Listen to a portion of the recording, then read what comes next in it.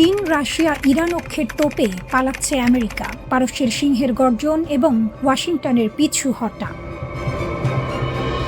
মধ্যপ্রাচ্যের মরুভূমিতে এখন আর মার্কিন সাম্রাজ্যের একচ্ছত্র দাপট নেই। সেখানে এখন শুধু পারস্যের সিংহের গর্জন। চীন, রাশিয়া আর ইরানের ত্রিমুখী শক্তিতে মধ্যপ্রাচ্যের ভূ রাজনীতিতে নেমে এসেছে এক মহাপ্রলয়। যে ওয়াশিংটন এতকাল এই অঞ্চলে ছড়িয়ে ঘুরিয়েছে, তারা এখন তল্পিতল্পা গুটিয়ে পালাতে বাধ্য হচ্ছে। তেহরানের হুঙ্কারে কাঁপছে তেল আবিব থেকে ওয়াশিংটন। বছরের পর বছর ধরে গড়ে ওঠা এক অভেদ্য দেয়াল এখন আমেরিকার সামনে দাঁড়িয়ে। এই দেয়ালের নাম চীন, রাশিয়া, ইরান অক্ষ।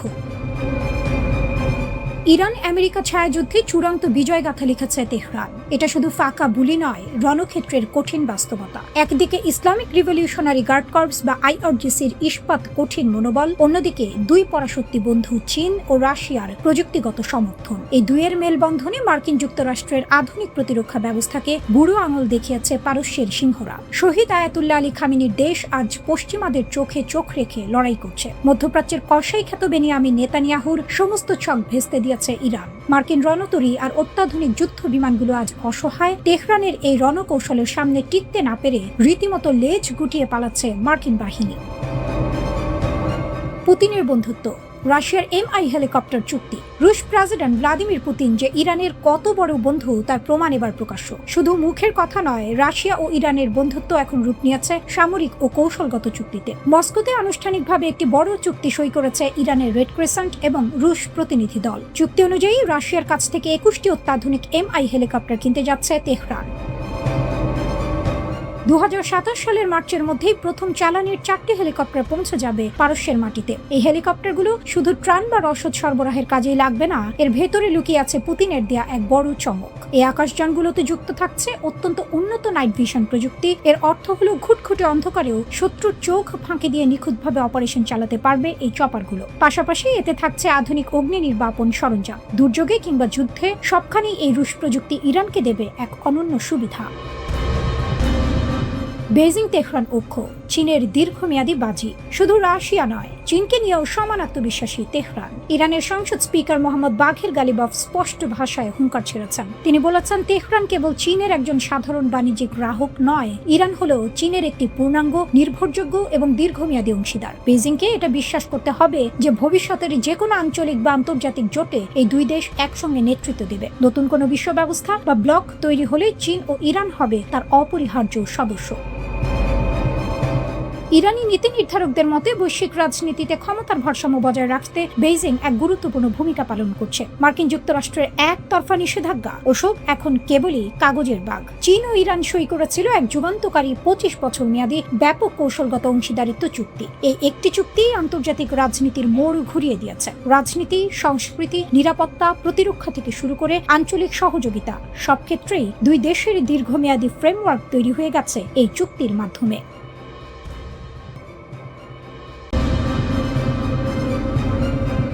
ইরানের $12 বিলিয়ন ট্র্যাপ, যেভাবে মার্কিন ছাড়েই জেগে উঠছে তেহরানের সামরিক দানব। যে ইরানকে এক কোনায় চেপে ধরতে ওয়াশিংটন বছরের পর বছর নিষেধাজ্ঞার জাল বুনেছে, সেই ইরানই এখন মার্কিন সিদ্ধান্তের সুবাদে এক নতুন সমীকরণের কেন্দ্রে। যুক্তরাষ্ট্র ও ইরানের মধ্যকার 60 দিনের এক সাময়িক চুক্তি যেন তেহরানকে রাতারাতি বৈশ্বিক ভূ রাজনীতির মূল নায়কের আসনে বসিয়ে দিয়েছে। মার্কিন ছাড় ও ইরানের হাতে নতুন শক্তির চাবিকাঠি। সম্প্রতি যুক্তরাষ্ট্রের দেওয়া সামরিক ছাড়ের ফলে ইরানের তেল রপ্তানি, ব্যাংকিং লেনদেন এবং আন্তর্জাতিক বাণিজ্যে এক স্বস্তির নিঃশ্বাস পড়েছে। দীর্ঘদিন ধরে অবরুদ্ধ থাকা তেহরানের অর্থনীতিতে হুট করেই নতুন অর্থ ও সম্পদের জোয়ার আসার সুযোগ তৈরি হয়েছে। চুক্তির আওতায় ইরানের তেল বিক্রির ওপর থেকে নিষেধাজ্ঞা তুলে নেওয়া হচ্ছে এবং জব্দ করা $12 বিলিয়ন ফিরিয়ে দেওয়ার সিদ্ধান্ত হয়েছে। বিশ্লেষকদের মতে এই অর্থ সরাসরি ইরানের প্রতিরক্ষা খাতে এক বিশাল বুস্টার ডোজ হিসেবে কাজ করবে। সামরিক বিশেষজ্ঞদের মতে এই বিপুল অর্থ হাতে পাওয়ার পর ইরানের মূল লক্ষ্য হবে নিজেদের সবচেয়ে বড় দুর্বলতা ঢেকে ফেলা। সাম্প্রতিক সংঘাতগুলোতে দেখা গেছে ইরানের আকাশ প্রতিরক্ষা ব্যবস্থা বেশ ভঙ্গুর, আর এই দুর্বলতার সুযোগ নিয়ে ইসরায়েল ও যুক্তরাষ্ট্র বিভিন্ন সময় ইরানের সামরিক স্থাপনা, ক্ষেপণাস্ত্র ঘাঁটি এবং অস্ত্র তৈরির কারখানায় অনায়াসে হামলা চালাতে পেরেছে। তেহরান এখন এই ক্ষত মেরামত করতে মরিয়া। তাদের প্রধান লক্ষ্য হবে উন্নত রাডার ব্যবস্থা ও ক্ষেপণাস্ত্র প্রতিরক্ষা ব্যবস্থা গড়ে তোলা, অত্যাধুনিক আকাশ নজরদারি প্রযুক্তি সংগ্রহ করা, আর এই আকাশ প্রতিরক্ষার প্রযুক্তিগত ঘাটতি পূরণে ইরানকে সবচেয়ে বড় সহযোগিতা করতে পারে রাশিয়া ও চীন। বেইজিং, মস্কো, পিয়ংইয়ং ট্রাইও ইরানের ব্যাকবোন। ইরানের এই সামরিক পুনর্গঠন প্রক্রিয়া কিন্তু একা একা সম্ভব নয়। এর পেছনে রয়েছে এক শক্তিশালী অক্ষশক্তি, যার প্রধান ভিত্তি হলো চীন। অস্ত্র তৈরির জন্য সরাসরি ক্ষেপণাস্ত্র না এলেও চলে, কিন্তু যা লাগে তা হলো চিপস, সেন্সর এবং হেভি মেশিনারি। বিশেষজ্ঞদের মতে চীন থেকে বিভিন্ন ইলেকট্রনিক যন্ত্রাংশ, চিপ, ড্রোন প্রযুক্তি, মেশিন টুলস এবং শিল্প সরঞ্জাম সংগ্রহ করা ইরানের জন্য এখন তুলনামূলক অনেক সহজ। চীনের এই বিশাল শিল্প ও সরবরাহ ব্যবস্থা ব্যবহার করেই ইরান তার নিজস্ব সামরিক কারখানাকে ঢেলে সাজাবে। পাশাপাশি আরেকটি বড় স্তম্ভ হলো রাশিয়া। ইউক্রেন যুদ্ধে দীর্ঘ সময় ধরে লড়াই করার ফলে রাশিয়ার ঝুলিতে এখন আধুনিক যুদ্ধের বাস্তব অভিজ্ঞতা রয়েছে। ড্রোন যুদ্ধ কিভাবে চালাতে হয়, কিভাবে প্রতিপক্ষের ইলেকট্রনিক যোগাযোগ জ্যাম করতে হয়, কিংবা যুদ্ধের মধ্যেও কিভাবে সামরিক অবকাঠামো টিকিয়ে রাখতে হয়, তার সব কৌশল মস্কোর নখদর্পণে। রাশিয়া এখন ইরানের জন্য শুধু অস্ত্র সরবরাহকারী নয়, বরং সামরিক জ্ঞান ও রণকৌশলের এক অমূল্য উৎস। এর সাথে যোগ হচ্ছে উত্তর কোরিয়া। দশকের পর দশক ধরে আন্তর্জাতিক নিষেধাজ্ঞার জাঁতাকলে পিষ্ট হয়েও উত্তর কোরিয়া যেভাবে তাদের ক্ষেপণাস্ত্র কর্মসূচি সফলভাবে চালিয়ে গেছে, সেই নিষেধাজ্ঞা ফাঁকি দেওয়ার ফর্মুলা এখন ইরানের বড় পুঁজি। সীমিত সম্পদ ব্যবহার করে কিভাবে বিকল্প সরবরাহ ব্যবস্থা গড়ে তুলতে হয়, সেই গোপন দীক্ষা ইরান পাচ্ছে পিয়ংইয়ং এর কাছ থেকে। বিশ্লেষকদের স্পষ্ট হুঁশিয়ারি, এই অর্থ আর বিশ্বস্ত মিত্রদের সহায়তায় ইরান যদি একবার পুরোপুরি জেগে ওঠে, তবে মধ্যপ্রাচ্যে তাকে থামানো যুক্তরাষ্ট্র কিংবা ইসরায়েল কারো পক্ষে আর সম্ভব হবে না।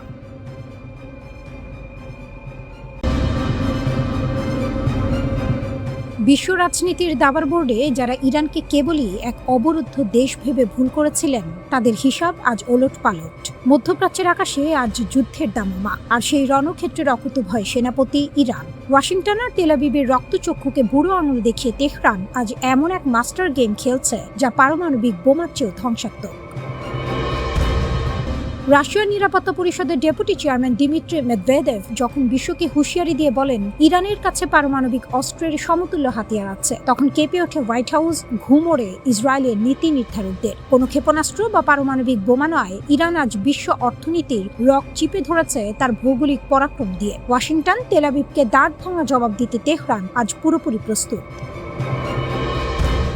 জাতিসংঘের পরমাণু পর্যবেক্ষণ সংস্থা IAEA স্পষ্ট জানিয়ে দিয়েছে, ইরানের কাছে এখন 60%-এরও বেশি মাত্রায় সমৃদ্ধ ইউরেনিয়ামের বিশাল মজুদ রয়েছে। তেহরান যদি চায়, তবে সামান্য সময়ের ব্যবধানে একে 90% উন্নীত করে অনায়াসে 10টি পারমাণবিক বোমা বানিয়ে ফেলতে পারে। যদিও ইরান বলছে তাদের কোনো মারণাস্ত্র তৈরির পরিকল্পনা নেই, তবে তারা পশ্চিমাদের জন্য এক অলঙ্ঘনীয় রেড লাইন বা চূড়ান্ত সীমা টেনে দিয়েছে। ট্রাম্প প্রশাসন যতই দাবি করুক যে তেহরান পারমাণবিক অস্ত্র বানাবে না, খোদ মার্কিন সামরিক কমান্ড কিন্তু জানে ইরানকে আর দমানো সম্ভব নয়। তেহরানের বার্তা পরিষ্কার, তাদের পারমাণবিক কার্যক্রমে বাধা দেওয়ার ক্ষমতা আজ আর কোনো পশ্চিমা শক্তির নেই।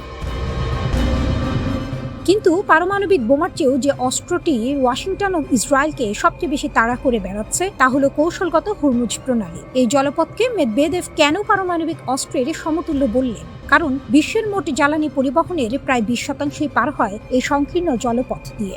ইরানের শীর্ষ নেতৃত্ব সাফ জানিয়ে দিয়েছে, পারস্য উপসাগরে যদি যুক্তরাষ্ট্র বা ইসরায়েল কোনো ধরনের দুঃসাহসিকতা দেখায়, তবে এই জলপথ নিমিষেই রণক্ষেত্রে পরিণত হবে। হরমুজ প্রণালীতে ইসরায়েল বা মার্কিন সংশ্লিষ্ট কোনো জাহাজ প্রবেশ করলেই তার পরিণতি হবে অত্যন্ত ভয়াবহ। ইরান যদি কেবল এই একটি জলপথের তালা বন্ধ করে দেয়, তবে মুহূর্তের মধ্যে ধসে পড়বে পুরো বৈশ্বিক অর্থনীতি, হু হু করে বাড়বে জ্বালানির দাম। আর এটাই ইরানের আসল অদৃশ্য পারমাণবিক বোমা। খেলার মোড় এখানেই শেষ নয়। ইরানের কাছে রয়েছে এক বিধ্বংসী ব্যাকআপ অস্ত্র, যার নাম বাব আল মান্দাব প্রণালী। লোহিত সাগর এবং এডেন উপসাগরকে যুক্ত করা এই কৌশলগত জলপথে রাজত্ব করছে ইরান সমর্থিত ইয়েমেনের হুথি বিদ্রোহীরা। ইরানের গ্রিন সিগন্যাল পেয়ে হুথিরা ইতিমধ্যে ইসরায়েলি ও মার্কিন জাহাজের ওপর নিষেধাজ্ঞা জারি করেছে এবং এই সামুদ্রিক রুট চিরতরে বন্ধের হুঙ্কার দিয়েছে। একদিকে হরমুজ, অন্যদিকে বাব আল মান্দাব, এই দুই জলপথের চাবিকাঠি এখন তেহরানের হাতে। বৃহত্তর আঞ্চলিক সংঘাত শুরু হলে এই দুই জলপথ পুরোপুরি অচল করে দেওয়ার ক্ষমতা রাখে ইরান। মার্কিন প্রশাসনের সাথে সাময়িক সমঝোতা চললেও ইসরায়েল অনবরত যে চক্রান্তের জাল বুনছে, ইরান তার প্রতিটি চাল নস্যাৎ করতে প্রস্তুত। ইরান আজ আর কোনো রক্ষণাত্মক শক্তি নয়, মধ্যপ্রাচ্যের একক আধিপত্যবাদী নায়ক। লাল পতাকা উড়িয়ে শত্রুদের ঘায়েল করার যে শপথ তেহরান নিয়েছে তা কোনো ফাঁকা বুলি নয়। ভৌগোলিক অবস্থান, সামরিক তেজ আর অদম্য সাহসের ওপর ভর করে ইরান আজ মার্কিন ইসরায়েল অক্ষের সাম্রাজ্যবাদের ভিত কাঁপিয়ে দিয়েছে।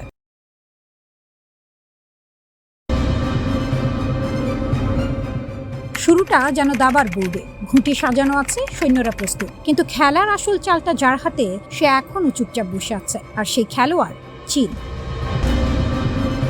পৃথিবীর সবচেয়ে শক্তিশালী সামরিক শক্তি বলে পরিচিত যুক্তরাষ্ট্র আজ এমন এক জায়গায় এসে দাঁড়িয়েছে যেখানে 3 লাখ ড্রোন বানানোর স্বপ্ন আটকে আছে অন্যের দরজায় কড়া নাড়ার মধ্যে। কেন? কারণ যুদ্ধের নতুন যুগে বন্দুক নয়, ট্যাঙ্ক নয়, ড্রোনই এখন রাজা।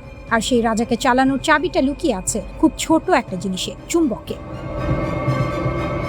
কিন্তু এই চুম্বক কোনো সাধারণ চুম্বক না, এটা তৈরি হয় বিরল খনিজ দিয়ে, নিউডিমিয়াম, ডিসপ্রোসিয়াম, টার্বিয়াম। নামগুলো শুনতে যতটা জটিল, বাস্তবে তার চেয়েও বেশি গুরুত্বপূর্ণ। এগুলো ছাড়া ড্রোন উঠবে না, মোটর ঘুরবে না, টার্গেট লক হবে না, অর্থাৎ যুদ্ধই থেমে যাবে। এখন আসল প্রশ্ন, এই খনিজগুলো কোথায়? উত্তরটা খুব সহজ, আবারও ভয়ঙ্কর, চীনে।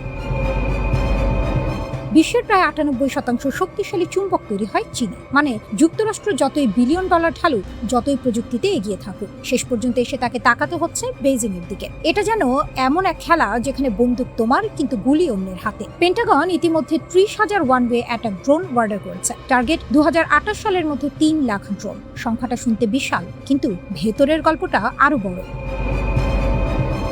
এই ড্রোনগুলোর প্রতিটিতে যে চুম্বক লাগবে তার সাপ্লাই চেইন প্রায় পুরোটা নিয়ন্ত্রণ করছে চীন। অর্থাৎ যুক্তরাষ্ট্রের সামরিক শক্তির এক বিশাল অংশ দাঁড়িয়ে আছে চীনের খনির উপর। আর এই বাস্তবতা সবচেয়ে পরিষ্কারভাবে দেখা গেছে ইউক্রেন যুদ্ধের ময়দানে। 2024 সালে ইউক্রেন 1 বছরে 12 লাখ ড্রোন তৈরি করেছে, কিন্তু এর প্রায় প্রতিটিতেই ব্যবহার হয়েছে চীনের সরবরাহকৃত চুম্বক। মানে যুদ্ধটা ইউক্রেনে, কিন্তু ছায়া পড়ে আছে চীনের কারখানায়। এই শিক্ষা ওয়াশিংটন খুব ভালোভাবেই নিয়েছে। তাই প্রেসিডেন্ট ডোনাল্ড ট্রাম্প সই করেছেন এক্সিকিউটিভ অর্ডারে, আনলিশিং আমেরিকান ড্রোন ডমিনেন্স। লক্ষ্য একটাই, ড্রোনে আধিপত্য। কিন্তু সমস্যা হলো, আধিপত্য চাইলেই হয় না। যার হাতে কাঁচামাল, শেষ হাসিটা তারই। যুক্তরাষ্ট্র চেষ্টা করছে এই নির্ভরতা কমাতে। এমপি ম্যাটেরিয়ালসে বিনিয়োগ করছে, রিয়ালওয়েসের মতো প্রতিষ্ঠান গড়ে উঠছে। তারা দাবি করছে চীনের বাইরে সম্পূর্ণ সরবরাহ ব্যবস্থা তৈরি করবে। কিন্তু এখানে এসে খেলা বদলে যায়, কারণ খনি খনন করা কোনো ভিডিও গেম না। যুক্তরাষ্ট্রে একটি খনি চালু করতে সময় লাগে 7 থেকে 10 বছর, আর পুরোপুরি উৎপাদনে যেতে লাগে প্রায় 29 বছর। যেখানে যুদ্ধের প্রস্তুতি নেওয়া হচ্ছে আগামী 2 থেকে 3 বছরের মধ্যে, সেখানে কাঁচামাল আসবে 3 দশক পরে। এটা যেন যুদ্ধ শুরু হয়ে গেছে, কিন্তু অস্ত্র তৈরির কারখানা এখনো নকশা পর্যায়ে। আর এখানেই চীন এগিয়ে। চীন শুধু খনিজ উত্তোলন করে না, প্রসেসিং, রিফাইনিং, ম্যাগনেট তৈরি, পুরো চিন্তাই তাদের হাতে। এটা শুধু শক্তি না, এটা নিয়ন্ত্রণ, একটা অদৃশ্য সুতো যেটা দিয়ে তারা টানতে পারে বৈশ্বিক সামরিক ভারসাম্য। যুক্তরাষ্ট্রের হিসাব বলছে 1900 অস্ত্র ব্যবস্থার প্রায় 80,000 উপাদানে চীনের তৈরি বিরল খনিজ ব্যবহার করা হয়। মানে শুধু ড্রোন না, জেট ইঞ্জিন, মিসাইল, রাডার, সবকিছুতেই চীনের ছোঁয়া। এখন প্রশ্ন উঠছে, চীন যদি একদিন এই সরবরাহ বন্ধ করে দেয়?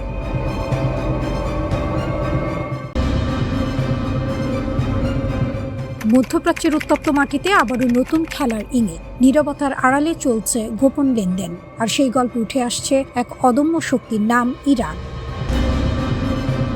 পশ্চিমা গণমাধ্যমের দাবি, রাশিয়া নাকি গোপনে ইরানকে ভয়ঙ্কর মারণাস্ত্র সরবরাহের ছক কষছে। কিন্তু এখানে গল্পটা শুধু অস্ত্রের নয়, এটা শক্তির ভারসাম্য বদলে দেওয়ার গল্প। নদীর স্রোত বুঝে নৌকা চালানো, এই পুরনো বাগধারাকে যেন বাস্তবে রূপ দিচ্ছে তেহরান। ব্রিটিশ গণমাধ্যম দ্য ইকোনমিস্টের হাতে আসা এক গোপন নথির বরাতে বলা হয়েছে, রাশিয়ার সামরিক গোয়েন্দা সংস্থা GRU একটি 10 পৃষ্ঠার পরিকল্পনা তৈরি করেছে। সেই পরিকল্পনায় ইরানকে প্রায় 5,000 স্বল্প পাল্লার ফাইবার অপটিক ড্রোন এবং দীর্ঘ পাল্লার স্যাটেলাইট চালিত ড্রোন দেওয়ার কথা বলা হয়েছে। কিন্তু এই ড্রোন কোনো সাধারণ অস্ত্র নয়, এগুলো যেন নীরব ঘাতক। চোখে চোখ যায় না, কিন্তু আঘাত করে নিখুঁতভাবে।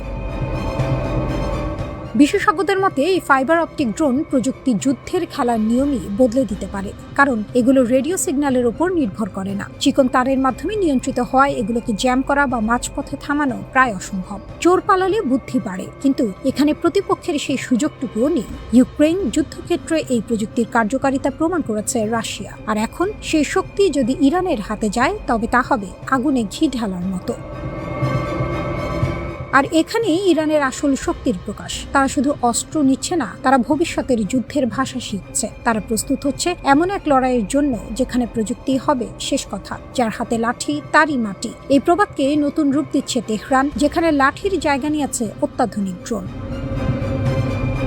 প্রতিবেদনে আরও উঠে এসেছে এক চমকপ্রদ পরিকল্পনা। এই ড্রোন পরিচালনার জন্য দক্ষ অপারেটর তৈরি করতে চায় মস্কো। রাশিয়ায় অধ্যয়নরত প্রায় 10,000 ইরানি শিক্ষার্থী এবং সিরিয়ায় আলাউইত সম্প্রদায় থেকে অনুগতদের বেছে নিয়ে প্রশিক্ষণ দেওয়ার কথা বলা হয়েছে। এ যেন এক ঢিলে দুই পাখি, অস্ত্র দেয়া আবার তা চালানোর হাতও গড়ে তোলা। যদিও এখনো নিশ্চিত নয় এই ড্রোনগুলো ইতিমধ্যেই ইরানে পৌঁছেছে কিনা, তবে লেবাননের হিজবুল্লাহর হাতে এই প্রযুক্তির উপস্থিতির আভাস বিশ্লেষকদের চোখে ধোঁয়ার মতো ভাসছে। আর সবাই জানে, যেখানে ধোঁয়া সেখানে আগুন।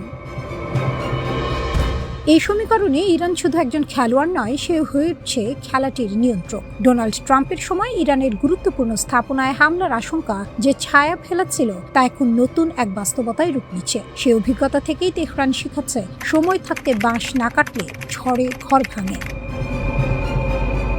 রাশিয়া ও ইরানের এই সম্ভাব্য সামরিক সহযোগিতা আসলে একটি বড় বার্তা বহন করছে। এটি শুধু অস্ত্রের লেনদেন নয়, এটি এক ধরনের কৌশলগত জোট যা মধ্যপ্রাচ্যের শক্তির মানচিত্র নতুন করে আঁকতে পারে। আজকের এই বিশ্বে যেখানে প্রতিটি আকাশপথ নজরবন্দি, প্রতিটি সমুদ্রপথ ঝুঁকিপূর্ণ, সেখানে ইরান নিজেকে গড়ে তুলছে এক অদম্য প্রতিরোধ শক্তি হিসেবে। তারা জানে মাথা নত করলে আঘাত বাড়ে, তাই তারা মাথা তুলে দাঁড়িয়েছে।